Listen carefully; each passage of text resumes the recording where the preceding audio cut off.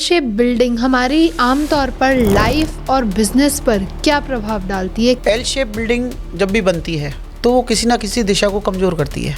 L shape building मैंने आपको अभी चारों कॉर्नर्स का इफेक्ट बताया, लेकिन जब भी इर्रेगुलर शेप बनेगी, एल शेप मतलब इर्रेगुलर शेप, कि जैसे किसी का एल शेप बिल्डिंग बन गई है और उसमें कोई उसका दुष्परिणाम उसके आना शुरू हो गए, तो हम उसको दो हिस्सों में डिवाइड कराते हैं। अब जानते हैं कि यू शेप बिल्डिंग के कि क्या है उसकी प्रॉपर्टीज, कहाँ उसकी एनर्जी ब्लॉक हो जाती है या कहाँ उनकी एनर्जीज और इनहेंस हो जाती है। यू शेप कहिए या सी शेप कहिए, कि मतलब वो एक तरह से एक जो यू बनता है तो उसमें अभी तक हम जब एल शेप बनाते हैं तो उसमें दिशाएं कटती हैं।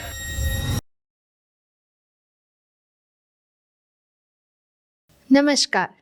कई बार ऐसा हुआ है जब हम कोई प्लॉट खरीदने जाते हैं, कोई मकान देखने जाते हैं, हमें अलग अलग शेप के प्लॉट्स दिखते हैं, या फिर हम अपने घर की, अपनी दुकान की कुछ एक एरिया, चाहे वो आगे से हो चाहे साइड में कोई अगर एडजेसेंट प्लॉट है, छोटा है, हम वो खरीद लेते हैं, तो हमारे जो मकान है, हमारा घर है, उसकी शेप बदल जाती है। तो क्या वास्तु में इनका इम्पैक्ट भी आता है? तो आज का जो टॉपिक है बहुत ही इंटरेस्टिंग है, जहां हम जानेंगे कि अलग अलग शेप हमारी लाइफ पर क्या प्रभाव डालते हैं, वो भी वास्तु के पर्सपेक्टिव से।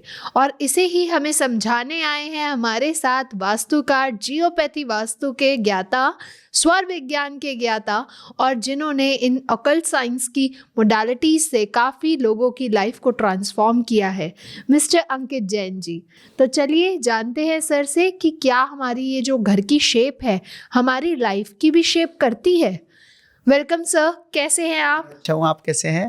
बिल्कुल बढ़िया सर, नमस्ते। तो सर, जब हम घर देखते हैं, किसी के बहुत लंबे लंबे घर होते हैं, किसी के कोने कटे हुए होते हैं घरों में, तो क्या उनका भी प्रभाव हमारी लाइफ पर पड़ता है?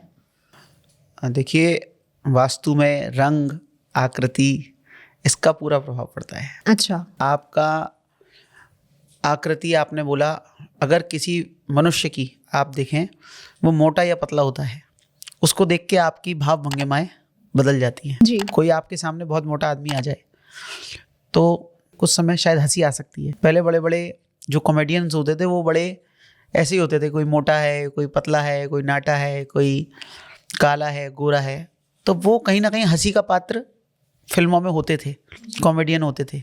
जैसे वो एक गुड्डी, एक हीरोइन होती थी, बड़ी मोटी होती थी पहले, वो आपने शायद टुन नाम सुना हुआ आपने।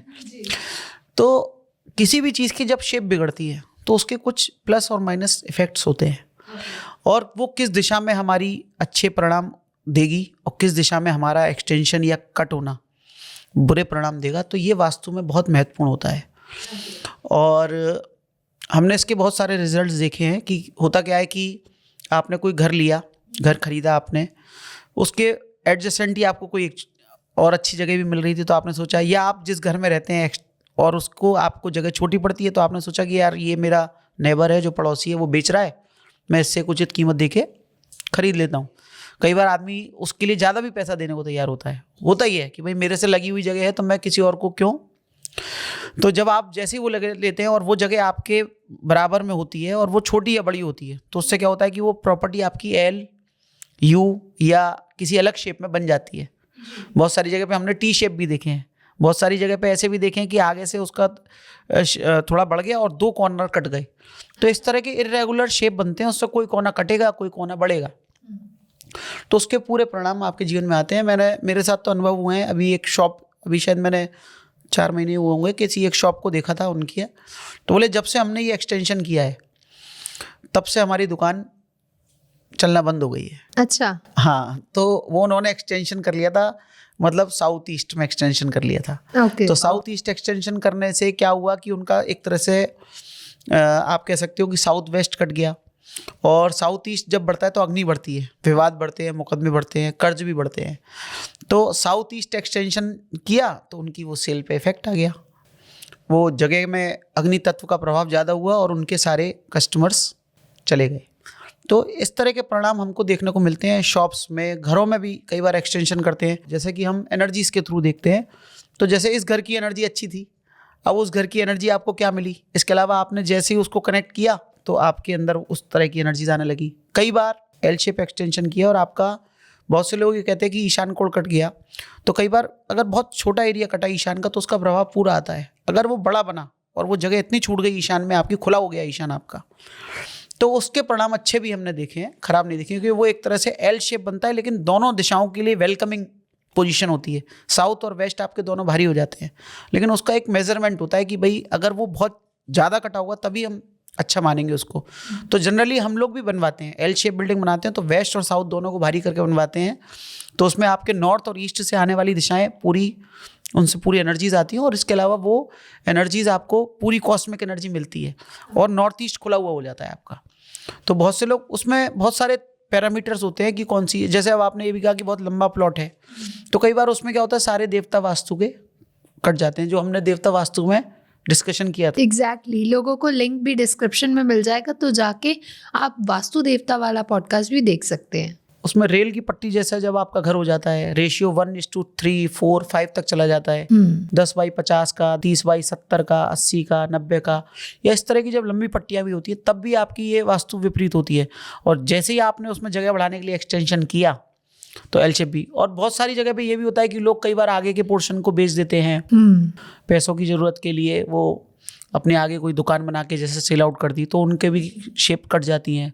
कई बार यू शेप भी बनता है, जैसे अगर आपने कॉर्नर से कट नहीं किया, बीच में कोई जगह ऐसी दे दी कि जैसे, या आपकी बीच में जगह थी नहीं, आपने इधर जगह ले ली, इधर जगह ले ली, और बीच में कनेक्ट करने के लिए छोटी जगह जो मिली आपको वो आपने ले ली, आगे दुकानें निकली हुई हैं, किसी और का भवन है, तो कई बार यू शेप भी बन जाता है।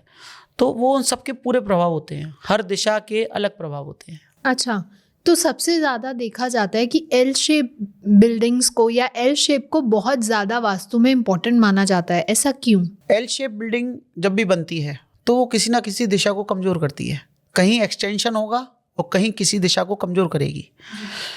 अगर एल शेप नॉर्थ ईस्ट में, जैसा मैंने आपको भी बताया कि अगर वो थोड़ा सा कटा है तो नॉर्थ ईस्ट को कट करेगी। नॉर्थ ईस्ट को कट करने से आपके घर में बहुत सारी चीज़ें विपरीत हो जाएंगी, वास्तु बहुत कमज़ोर हो जाएगा।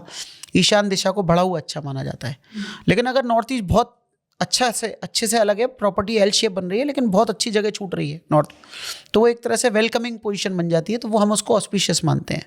अच्छा, हाँ, मतलब वहाँ पर उसके साइज का मैटर है, ये एल शेप का मतलब नहीं है।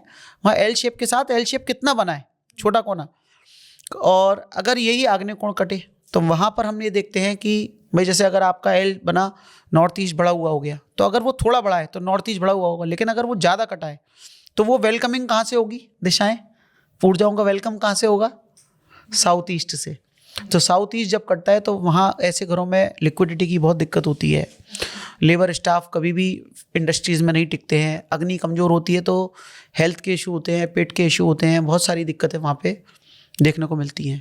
इसके बाद फिर एक तीसरी दिशा होती है, जब आपकी साउथ वेस्ट कटता है अगर एल शेप ना, तो वो उसको हम सबसे ज़्यादा खराब मानते हैं। साउथ वेस्ट कटा हुआ होना अपने आप में वास्तु, क्योंकि ऐसे जगहों पे ऑलरेडी जिस चीज़ की शेप नहीं है उसका अर्थ नहीं है, पृथ्वी तत्व कमज़ोर है जी, जिसके ना इर्रेगुलर है, जो चीज़ इर्रेगुलर हो गई उसका पृथ्वी तत्व अपने आप में कमज़ोर है, उसकी स्थिरता वैसी कमज़ोर हो गई। जैसा मैंने आपको शुरू में बताया कि मोटे लोग, सब कुछ वैसा ही है, लेकिन फिर भी उनको देख के हंसी क्यों आती है। आपने एक मोटे सिंगर को देखा होगा, आज वो बड़े स्मार्ट हो गए हैं, पतले हो गए हैं, तो तब उनके प्रति क्या भाव था और आज उनके प्रति क्या भाव है। आज देखते तो आप उनको बड़े रिस्पेक्ट से, वेलकमिंग, और जब वो बड़े मोटे थे तो बड़ा, आपने शायद गाने भी सुने होंगे उनके, नाम नहीं ले रहा मैं।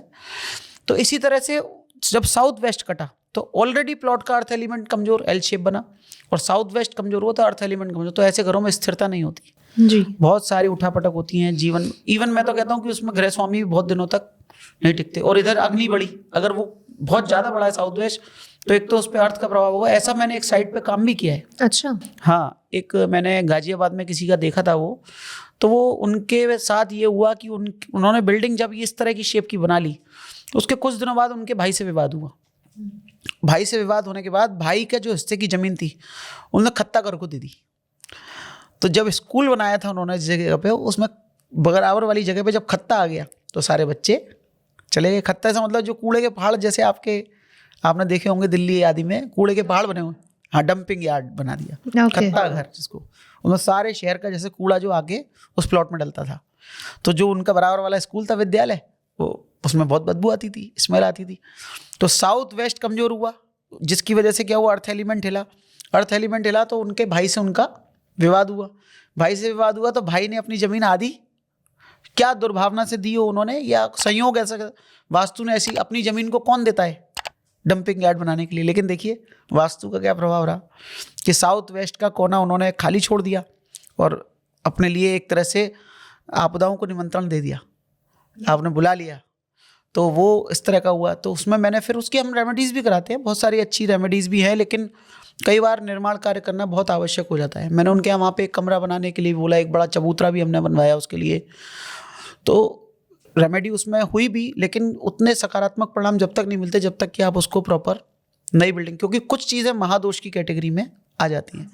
इसके बाद हमारी जो चौथी दिशा रहती है वो नॉर्थ वेस्ट कटती है जब एल शेप बनाने के लिए, तब कुछ लोग इसको अच्छा भी मानते हैं, वो कहते हैं इसमें हमारा नॉर्थ ईस्ट एक्सटेंड हो रहा है, लेकिन अगर वो बहुत ज़्यादा कटती है तो नॉर्थ ईस्ट एक्सटेंड नहीं होता, नॉर्थ वेस्ट कटता है तो वहाँ पर वायु गति नहीं होती कामों में वहाँ पे। अच्छा। हाँ, और ऐसी जगहों पे हम ये भी देखते हैं कि लोन्स की अधिकता भी हो सकती है। साउथ वेस्ट कटता है जब भी वेस्ट की साइड कोई कटेगा तो लोन्स बहुत होंगे, कर्ज बहुत होगा, कर्ज बहुत तेज़ी से, क्योंकि नॉर्थ वेस्ट दिशा आपको कर्ज जब देती है तो वो फिर चुकाना मुश्किल होता है, और साउथ वेस्ट में तो आदमी फिर एनपीएस ही हो जाते हैं, व्यापार बिजनेस खत्म हो जाते हैं। हाँ, और जिनके मैं आपको ये एग्जाम्पल बता रहा था वहाँ मैंने ऐसा देखा है कि उनका तो लगभग सारा कुछ ही उस प्रॉपर्टी को संभालने में चला गया। फिर बड़ी मुश्किलों से उन्होंने बहुत कोशिश, हजारों लाखों रुपए खर्च करने के बाद वो डंपिंग यार्ड का कुछ उनका कैंसिल हुआ, लेकिन उस पर जो गंदगी भरी हुई थी वो अभी तक शायद नहीं उठी थी वहाँ से। अच्छा। हाँ, क्योंकि वो गवर्नमेंट उसको सालों साल के लिए ले लेती है, वही उनका जो भी किराया उनका तय हो जाता होगा, लेकिन डंपिंग यार्ड तो डंपिंग यार्ड के बराबर में कौन अपने बच्चे को पढ़ाने भेजेगा जहाँ स्मेल आती हो, बीमारियों का भी डर रहता है। ये बात। तो सर जैसे कि अभी आपने कहा कि एल शेप को मोस्टली हम इनऑस्पिशियस या ऑस्पिशियस भी मानते हैं, लेकिन कुछ एक सर्टेन काउंट्री पे, हाँ राइट। तो सर एल शेप बिल्डिंग हमारी आमतौर पर लाइफ और बिजनेस पर क्या प्रभाव डालती है, कैसे इम्पैक्ट करती है? एल शेप बिल्डिंग मैंने आपको अभी चारों कॉर्नर्स का इफेक्ट बताया, लेकिन जब भी इर्रेगुलर शेप बनेगी, एल शेप मतलब इर्रेगुलर शेप, ओके। अगर ईशान बड़ा है बस, उसके अलावा बाकी कोई भी दिशा अगर आपकी बढ़ती है तो वो आपको नकारात्मक प्रभाव ही देगी। अच्छा। हाँ, और उसके ईशान बढ़ने का भी थोड़ा सा मतलब ये थोड़ा सब्जेक्टिव है, देखना पड़ता है उस चीज़ को कि किस व्यवसाय के लिए। अगर ईशान थोड़ा बड़ा है और वो एल बना रहा है बहुत छोटा सा, थोड़ा सा एल बना रहा है, तब समझेंगे कि ऑस्पिशियस हुआ। लेकिन अगर वो, या फिर वो बहुत बड़ा अपनी ऐसी बिल्डिंग आपकी एल शेप बनी जो पूरे साउथ और वेस्ट को कवर करती है और नॉर्थ ईस्ट को पूरा ओपन कर देती है, तो हम उसको अच्छा मानेंगे। तो यहाँ पे बड़ा देखने का, एक अच्छे वास्तुकार की नज़र से, परख से उसको देखना पड़ेगा कि ये हमारे लिए, और बाकी तो देखिए क्लाइंट बताता है कि उसके जीवन में क्या परेशानी आ रही है। इर्रेगुलर शेप होगी तो अस्थिरता होगी, व्यापार में उतार चढ़ाव होंगे, घरों में अगर होगा तो हेल्थ के इश्यूज होंगे, इसके अलावा आपसी विवाद हो सकते हैं उसमें, और मानसिक अस्थिरताएं हो सकती हैं, बैंक लोन्स हो सकते हैं, विवाद, मुकदमे, कोर्ट कचहरी, ये सब चीज़ें। एक्चुअली एल शेप बिल्डिंग जब होती है तो एल शेप क्या, यू शेप भी जब होती है, एक यू शेप फैक्ट्री का भी मैंने काम किया था, तो उसमें उनका क्या है ना, उन्होंने टुकड़ों में प्रॉपर्टी खरीदी थी, तो उनको बीच का आगे की जगह नहीं मिल पाई थी, तो उनका पूरा नॉर्थ कट गया था। अच्छा। अब नॉर्थ, वहाँ पे पैरामीटर क्या होता है कि अगर वो खुला हुआ होता तो वो एक तरह से सी बनता, यू बनता सी, तो नॉर्थ से वेलकमिंग एनर्जीज के लिए होता, लेकिन चूंकि उनकी प्रॉपर्टी नहीं थी तो वेलकमिंग नहीं हो रहा था, नॉर्थ कट गया उनका। उससे नॉर्थ कटने से उनको क्या था, ऑर्डर्स नहीं आते थे, ऑर्डर्स कैंसिल हो जाते थे, या ऑर्डर्स आ जाते थे तो वो पूरा नहीं कर पाते थे। तो एक तरह से अर्थ एलिमेंट जब कमज़ोर होगा तो आप या तो एग्जीक्यूट नहीं कर पाएंगे चीज़ों को, या आपके पास सहयोग और मौके और अपॉर्चुनिटीज आएंगे ही नहीं। अच्छा। हाँ, तो ये इस तरह के परिणाम, अर्थ एलिमेंट डिस्टर्ब होता है, तो हम वहाँ पर ये भी बहुत सारी रेमेडीज इस तरह की कराते हैं कि उस जगह को हम रेगुलर शेप बनाने की कोशिश करें। पहले कैसे वो रेगुलर शेप बने, उसके कॉर्नर प्रॉपर हमें मिल पाए। ओके। तो क्या सर इन बिल्डिंग्स पे या इन शेप्स पे हम बिना डिमोलिशन के, जैसे कि अभी आपने बताया कि कुछ ऐसे महावास्तु दोष होते हैं कि हमें दोबारा कंस्ट्रक्शन या रिकंस्ट्रक्शन करना पड़ता है, तो क्या बिना रिकंस्ट्रक्शन, बिना डिमोलिशन के कोई रेमेडीज ऐसी पॉसिबल होती हैं इन बिल्डिंग्स के साथ? देखिए, कंस्ट्रक्शन तो उसमें थोड़ा बहुत करना पड़ता है मोस्ट ऑफ द टाइम, बिना डिमोलिशन के मैं नहीं कहूँगा इसको। देखिए, आजकल थोड़ा टेप का ज़माना है, लोग टेप लगा के करने की कोशिश करते हैं जी, लेकिन मैं उस पर विश्वास नहीं करता। उसमें फिर हम ज़मीन पे ना पत्तियाँ डलवाते हैं, स्ट्रिप डलवाते हैं, वायर डलवाते हैं, जिसकी जैसी अफोर्डेबिलिटी होती है या जहाँ जैसी है। जैसे कहीं बहुत अच्छा टाइल लग गया है एल शेप बिल्डिंग है और उससे हमारा मान लीजिए वायव्य बढ़ रहा है या ईशान कट रहा है या साउथ ईस्ट बढ़ रहा है, कोई भी ऐसा जोन बढ़ रहा है, तो हम क्या करते हैं उसको 2 हिस्सों में डिवाइड करते हैं। अच्छा। एल को रेगुलर बनाने के लिए कि एक पोर्शन अलग और एक अलग। तो वहाँ पर हमें कई बार फाउंडेशन बनानी पड़ती है ज़मीन में। देखिए वायु का प्रभाव तो रोक नहीं पाएंगे अगर आप प्रयोग करेंगे, कनेक्ट कर लिया है आपने तो वायु तो आदान प्रदान होगा, लेकिन जियोपैथिकली उसको कट करके हम उसको 50% तक रिजल्ट निकालने की कोशिश करते हैं। तो हमने ऐसा बहुत जगह पे किया है कि जैसे किसी का एल शेप बिल्डिंग बन गई है और उसमें कोई उसका दुष्परिणाम उसके आना शुरू हो गए हैं, तो हम उसको 2 हिस्सों में डिवाइड कराते हैं। 2 हिस्सों में, किसी का मैंने एक विद्यालय भी किया था, उसमें क्या था कि उन्होंने पूरा नॉर्थ पे विद्यालय बना दिया था, तो वो एल शेप, थोड़ा सा एल शेप भी हो रहा था और थोड़ा सा मतलब साउथ हल्का हो गया था। उसमें ये भी देखना है कि आपकी कई बार क्या होता है कि दिशा काटने से भी हम उसको एल शेप को 2 हिस्सों में डिवाइड कर रहे हैं, तो उससे ऐसा नहीं हो कि एक नया वास्तु दोष क्रिएट हो जाए। तो वो सब स्थितियों को समझते हुए तो हम क्या करते हैं, उसको लैंड सर्जरी करके, एक तरह से लैंड की सर्जरी की, तो उसको 2 हिस्सों में डिवाइड कर देते हैं एल शेप को, एक पोर्शन अलग एक पोर्शन अलग। लेकिन बहुत सारी चीज़ों को उसमें देखना पड़ता है कि कई बार क्या सर्जरी करने से टॉयलेट गलत जगह आ जाते हैं, 2 वास्तु काउंट किए जाते हैं, फिर वो दोनों के अलग अलग सेंटर हो जाते हैं। तो कॉपर स्ट्रिप के माध्यम से, चूंकि भूमि मंगल की है तो कॉपर सब जगह डाल सकते हैं, और कॉपर एक अग्नि की धातु होती है, तो उसको हम ज़मीन में डाल के, इसके अलावा कुछ बेड कंडक्टर्स होते हैं जैसे कि माइका पाउडर है और क्रिस्टल्स के माध्यम से भी, और कुछ क्रिस्टल हालांकि बेड कंडक्टर नहीं होते, वो एनर्जी के गुड कंडक्टर होते हैं एक तरह से, कॉस्मिक एनर्जी के।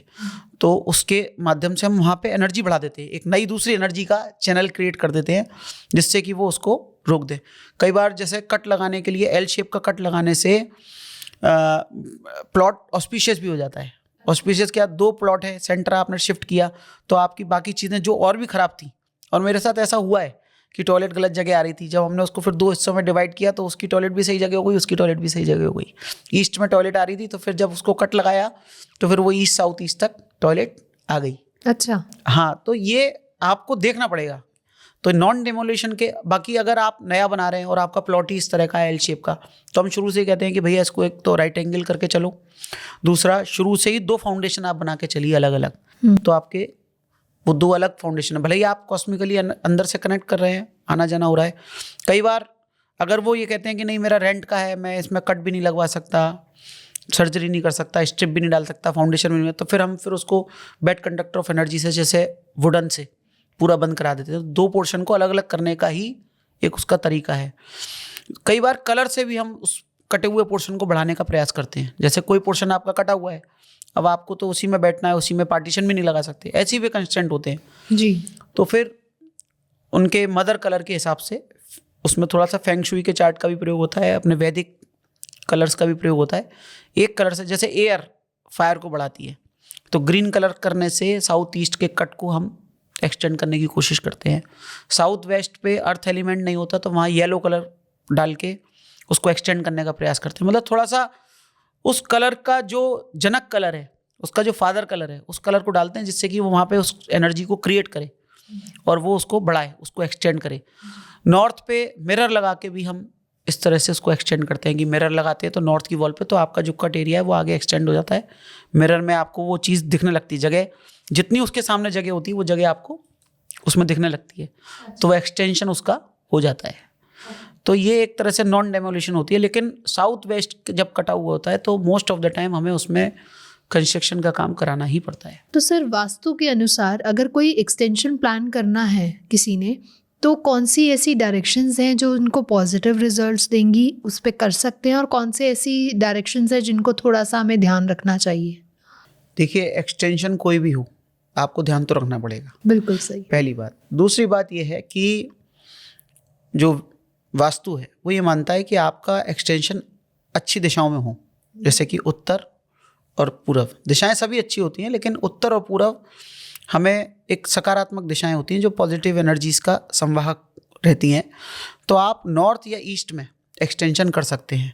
अगर आप अपने घर के नॉर्थ हिस्से में, मतलब उत्तर दिशा में कोई प्लॉट खरीद रहे हैं और उसको खुला भी छोड़ते हैं या कनेक्ट भी करते हैं, उसमें आगे बढ़ाते भी हैं, तो आप बढ़ा सकते हैं। ईस्ट दिशा में अगर आप कर रहे हैं, क्योंकि कई बार क्या होता है कि जब आप, मान लीजिए आपने नॉर्थ में प्लॉट खरीदा, आपने वहाँ निर्माण शुरू किया, गड्ढे खोदेंगे, कोई दिक्कत नहीं है, उत्तर में हम गड्ढे अलाउ होते हैं, कर सकते हैं, वास्तु अलाउ करता है। लेकिन आपने अपने साउथ में अगर कोई प्लॉट खरीद लिया तो क्या हुआ कि आप नॉर्थ दिशा में हो गए उस प्लॉट के भारी। अब आपने कंस्ट्रक्शन शुरू किया, गड्ढे वहाँ खोदे साउथ में, तो आपके पीछे गड्ढे होंगे, तो वो आपके लिए प्रॉब्लम खड़ी कर सकते हैं, आपके लिए कर्ज कारक हो सकते हैं, आपको कोई किसी भी तरह की प्रॉब्लम में फंसा सकते हैं, विवादों में फंसा सकते हैं। तो इसलिए एक्सटेंशन करते समय पहले तो ये है कि अगर आप नॉर्थ और ईस्ट में कर रहे हैं तो आप कर सकते हैं, वो आपके लिए अलाउड है, उसमें आप कर सकते हैं। अगर आप नॉर्थ और ईस्ट में नहीं कर रहे हैं, उसमें भी फिर देखने की ध्यान देने योग्य कुछ बातें होंगी। अगर आप नॉर्थ में एक्सटेंशन कर रहे हैं, मान लीजिए आपने किसी अपने मित्र का मकान खरीदा, अपने पड़ोसी का मकान खरीदा, और उसका फ्लोर लेवल आपके फ्लोर लेवल से ऊंचा है।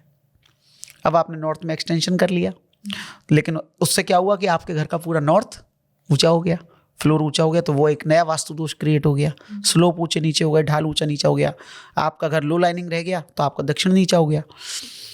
ऐसे ही आपने ईस्ट में किया तो वहाँ पे आपको फिर ये भी देखना पड़ेगा नॉर्थ और ईस्ट में एक्सटेंशन करते हुए। तीसरी बात, अगर अब आप साउथ में आपने प्लॉट खरीद लिया, वेस्ट में खरीद लिया, तो वहाँ पर एक्सटेंशन हम अलाउड नहीं करते हैं, हम मना करते हैं उनसे। हाँ, उसमें फिर ऑप्शन ये होता है हमारे पास में कि हम कहते हैं कि भाई आप या तो साउथ में पहले पूरा घर बना लीजिए, उसको पहले रेडी कर लीजिए, बाद में फिर वहाँ से हम कनेक्ट करके उसको नॉर्थ से कनेक्ट करेंगे।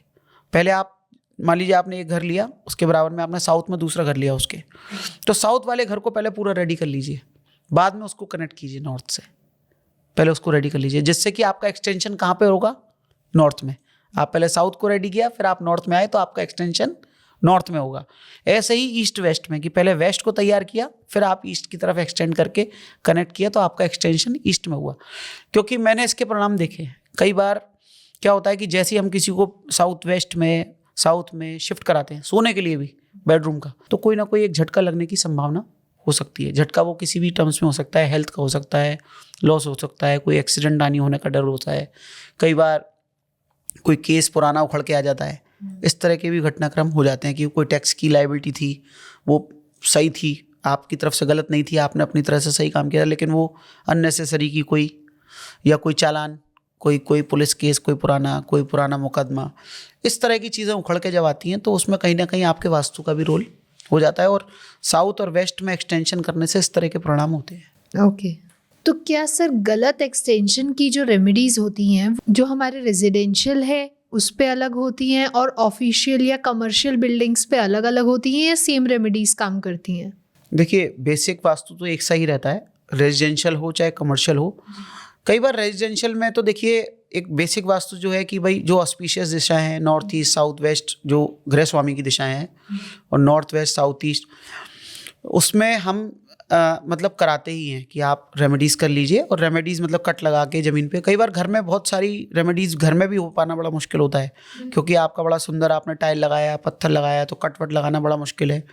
तो वहाँ पे तो फिर इंटीरियर के माध्यम से, कलर्स के माध्यम से, कर्टेंस के माध्यम से हम उस तरह से करने की कोशिश करते हैं। कमर्शियल में दूसरा थोड़ा सा फैक्टर रहता है। कई बार जैसे होटल है, एल शेप है, साउथ ईस्ट बढ़ा हुआ है, तो वहाँ पे हमने देखा है कि कई बार वो अच्छा चलता हुआ मिलता है। अच्छा, हाँ, एक्सटेंशन कुछ दिन अच्छे परिणाम भी दे सकता है, ऐसा नहीं है कि हमेशा ही वो खराब परिणाम देगा। जैसे किसी का साउथ वेस्ट बढ़ा हुआ है, तो वहाँ पे मान लीजिए जो इस तरह की चीज़ें होती हैं जो थोड़े सिन होते हैं, जैसे बार हैं, रेस्टोरेंट्स हैं, इस तरह के, तो जब कभी उनका साउथ वेस्ट बढ़ता है तो वो बड़े अच्छा चलते हैं कुछ दिन, वो एकदम से बूस्टअप मिल जाता है उनको, क्योंकि वो दिशाएं उसी ग्रहों के अनुसार से। तो वहाँ ग्रहों का भी रोल है। जैसे नॉर्थ ईस्ट बड़ा अगर कई बार किसी व्यापार में, विद्यालय में होता है तो बड़ा अच्छा वो चलते हैं। तो एक्सटेंशन नॉर्थ ईस्ट बढ़ा हुआ हालांकि सभी के लिए अच्छा है, लेकिन कई बार व्यापार में ये देखने में आता है कि उस एक पर्टिकुलर जोन का बढ़ा हुआ, जैसे किसी को कर्ज की आवश्यकता है तो कुछ दिन के लिए वो नॉर्थ वेस्ट को बढ़ा दे, विदेश की यात्रा ट्रिप नहीं हो पा रही है तो वो नॉर्थ वेस्ट को कुछ दिन के लिए एक्सटेंड कर दें, लेकिन उसका रिस्क भी है। वो एक तरह से स्टेरॉइड कह सकते हो आप उसको। एग्जैक्टली। हाँ, या आप उसको कह सकते हो कि वो एक कुछ समय के लिए बूस्टर जैसा काम कर सकता है। तो कमर्शियल में थोड़ा देखते हुए कि भाई अगर आपका सब कुछ अच्छा चल रहा है, फिर हमने उसको कुछ छेड़ा, तो फिर आपको लगेगा कि भाई वास्तु से तो ये मेरे विपरीत हो गया। लेकिन आइडियली देखिए प्रिंसिपल सेम रहेगा कि आपको अर्थ एलिमेंट अपना सही करते हुए शेप में लाना है किसी चीज़ को, तो उसकी रेमेडीज़ लगभग वो इस लैंड सर्जरी के माध्यम से बेड कंडक्टर ऑफ एनर्जी डाल के, पार्टीशन करके, इस तरह से अपन को करना पड़ता है। तो सर हमने बहुत सारी बातें कर ली एल शेप बिल्डिंग के बारे में जी। अब जानते हैं कि यू शेप बिल्डिंग के कि क्या है उसकी प्रॉपर्टीज़, कहाँ उसकी एनर्जी ब्लॉक हो जाती है या कहाँ उनकी एनर्जीज और इन्हांस हो जाती है। देखिए, यू शेप कहिए या सी शेप कहिए कि मतलब वो एक तरह से एक जो यू बनता है तो उसमें अभी तक हम जब एल शेप बनाते हैं तो उसमें दिशाएं कटती हैं जी। North west, south west, north east, south east, इस तरह की दिशाएं कटती हैं। लेकिन जब हम ये सी शेप की या यू शेप की बात करते हैं तो हमारी उसमें मूल दिशाएं कटती हैं। जैसे कि अगर आपने सी बना देखा और उसमें जो यू बना जो देखा तो उसमें हो सकता है आपका नॉर्थ कटा हो या हो सकता है आपका ईस्ट कटा हो, कई बार साउथ भी कटा होता है, कई बार वेस्ट भी कटा होता है। तो जब आपका जो चूल बना और उसमें साउथ और वेस्ट कटे तो इसको बहुत अनऑस्पिशियस माना जाता है। अच्छा। हाँ, क्योंकि साउथ कटेगा तो आपकी जो एनर्जीज का फ्लो है, जो स्टोरेज होगी एनर्जीज की, वो कहाँ से, क्योंकि आपका नॉर्थ ब्लॉक हो गया, साउथ से एनर्जीज आ रही हैं सारी। इसी तरह से जब वेस्ट बना तो आपका ईस्ट ब्लॉक हो गया एक तरह से, और वेस्ट फेसिंग आपकी जिसको कह सकते हो आपकी, अगर वो कोई कमर्शियल बिल्डिंग है या आपका अपना घर भी है तो आपने इस तरह से सी या यू शेप में अगर उसको बना लिया है तो इसको हम हमेशा नॉर्थ और ईस्ट में ही खुला हुआ अच्छा मानते हैं। तो जैसे कि वो एनर्जीज आने वाली जो रुकें वो आपकी नॉर्थ, साउथ और वेस्ट में रुकती हैं, एनर्जी स्टोर होती हैं जो हम रोकते हैं उसको साउथ और वेस्ट में। तो पश्चिम को भारी करना और दक्षिण को भारी करना हमेशा अच्छा माना जाता है। कई बार मैंने ऐसे भी देखा कि लोग नॉर्थ से उल्टा सी शेप बनाते कि मतलब आगे की तरफ जैसे बनाया उन्होंने गोल कर दिया, एक्सटेंशन कर दिया, तो नॉर्थ ईस्ट कट जाता है और नॉर्थ वेस्ट कट जाता है, नॉर्थ आगे बढ़ा दिया तो आपकी गोल हो गई, एक्सटेंशन भी हुआ। इसमें ये शेप यू शेप के अलावा लोग उल्टा भी बना देते हैं, जैसे उल्टा बनाया और यू बिल्कुल बना दिया, गोल बना दिया, कर्व बना दिया, तो वहाँ भी अर्थ एलिमेंट डिस्टर्ब हो जाता है, वायु का प्रकोप हो जाता है उस पर, वायु जैसा प्रभाव हो जाता है, अस्थिर हो जाती है बिल्डिंग। ऐसा हमने देखा है, आगरा में एक मार्केट बना था कि वो मैंने उसका देखा कि वो मार्केट हमेशा से ही मतलब बंद और पिटी हुई मिलती थी, मतलब चल ही नहीं पा रही थी, कुछ ना कुछ उसमें ऐसी स्थिति थी। बाद में मैंने देखा कि सुधार किया गया, हो सकता है शायद किसी वास्तु कंसल्टेंट ने उसमें सुधार कराया हो। तो सी शेप बने या यू शेप बने आपकी, तो उसमें अगर आपकी नॉर्थ और ईस्ट खुलती हैं जिससे कि अंदर एनर्जीज जो आए और वो स्टोर हों आपके, तो वो अच्छी मानी जाती है। हाँ, क्योंकि हमने भी एक जगह देखी है जहाँ कॉम्प्लेक्सेस थे, बीच में जो एरिया है वो ओपन रहता था, सेंटर उनका बहुत खाली था और साइड में सारे कॉम्प्लेक्सेस रहते थे। तो उसमें अगर नॉर्थ और ईस्ट खुले हुए हैं तो वो बहुत अच्छे माने जाते हैं। अच्छा जी। ओके, तो सर ऐसी कौन सी रेमेडीज है जो वो कर सकते हैं अपने जैसे कि यू शेप बिल्डिंग में और उनकी एनहांसमेंट और वृद्धि के लिए? देखिए, वहाँ पर जब एस की शेप खुल गई आपकी, साउथ खुल गया लगभग, और यू शेप बनाई आपने, तो क्या होगा कि फिर वहाँ पे अग्नि की ऊर्जा ज़्यादा आएंगी और वहाँ पे मतलब थोड़ा सा उस कॉम्प्लेक्स का चलने में थोड़ी कठिनाई होगी। कॉम्प्लेक्स के मामले में तो बड़ा कठिन हो जाता है क्योंकि कॉम्प्लेक्स ज़्यादातर यू शेप बनते हैं। जैसे कि हम हाईवेज पे देखते हैं कि बड़े बड़े ढाबे जो बनते हैं वो अंदर बीच में पार्किंग की जगह छोड़ते हुए और तीनों तरफ से बनाते हैं। तो चूँकि अग्नि के संबंधित काम वहाँ अच्छे चलते हैं, चूँकि साउथ है, वेस्ट है तो वहाँ पर मेटल, पेट्रोल पंप, इस तरह की चीज़ें अच्छी चलती हैं जो शनि संबंधित काम है। हाँ, और अगर ईस्ट और नॉर्थ खुलते हैं तो वो सभी के लिए अच्छा है। मार्केट कॉम्प्लेक्स के लिए हम बोलेंगे नॉर्थ का अगर ये चूल इस तरह से बनता है कि सी शेप अगर आपकी बनती है तो वो मार्केट कॉम्प्लेक्स, ट्रेडिंग, आदान प्रदान, व्यापार का वहाँ पे अच्छा होता है, वो उत्तर दिशा से। और पूर्व से अगर पूर्व खुलता है तो वो पॉलिटिकल और सामाजिक कार्यों के लिए, या मैरिज होम भी आप उनको कह सकते हैं कि जहाँ पे शादी विवाह ज़्यादा होते हैं। तो ईस्ट का अगर वो सामने से खुलता है जहाँ पे वो एक तरह से, तो पॉलिटिकल जो बिल्डिंग्स होती हैं तो अगर वो इस तरह से बनती हैं सी शेप में और ईस्ट खुला हुआ वो सामने से, तो वो बहुत अच्छा माना जाता है।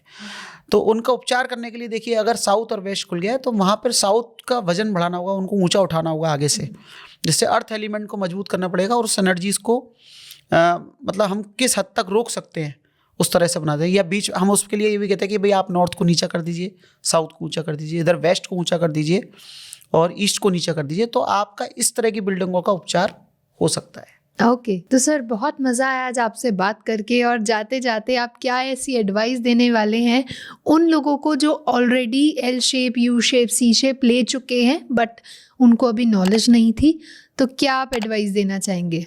मेरी देखिए हमेशा एक एडवाइस तो ये रहती है कि आप एक समग्र वास्तु को देखते हुए और आपके जीवन में जिस तरह की प्रॉब्लम आ रही है उससे संबंधित वास्तु सुधार पहले अवश्य कराएं।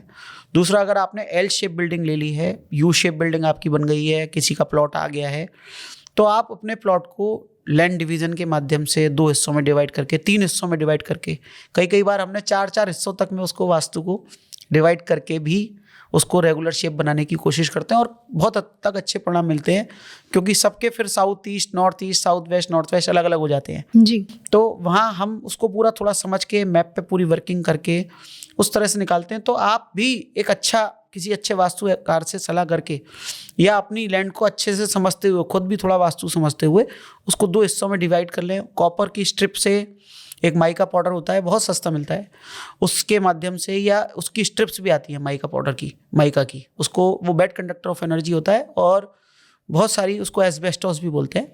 तो उसके माध्यम से भी आप ज़मीन में कट लगा के, केवल फर्श पे भी कट लगा के 2 इंची, 1 इंची, 2 इंची तक कट लगा के भी आप उसको ट्रीट कर सकते हैं और उसके सुखद परिणाम आपको प्राप्त हो सकते हैं। Okay, thank you so much sir. बहुत मज़ा आया आज आपसे बात करके, बहुत सारी नई चीज़ें जो हमने जानी आज, और ऐसे ही हम मिलते रहेंगे और भी नए हमारे स्पिरिचुअल साइंसेस के सीक्रेट्स को अनलॉक करते रहेंगे। And thank you so much everyone. अगर आप लोगों को भी पसंद आया हो तो do not forget to like, share, comment and subscribe the channel. And अगर अभी भी आपके कोई क्वेश्चन है, कोई सजेशन है, प्लीज़ हमें नीचे कमेंट सेक्शन में भी बताइए, ताकि हम आगे आने वाली सीरीज़ में उन क्वेश्चन को भी कंसीडर कर पाएँ। तब तक के लिए stay happy, stay safe. Thank you. नमस्कार। नमस्कार।